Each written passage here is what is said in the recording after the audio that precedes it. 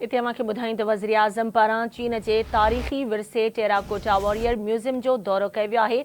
वज़ीर आज़म ऐं वफ़द खे तारीख़ी विरसे जे तहफ़ुज़, बहाली ऐं सियाहत बाबति ब्रीफिंग ॾिनी वई। वज़ीर आज़म शहबाज़ शरीफ़ चीन जे विरसे जी ख़ूबसूरती ऐं हुनर जी तारीफ़ कई।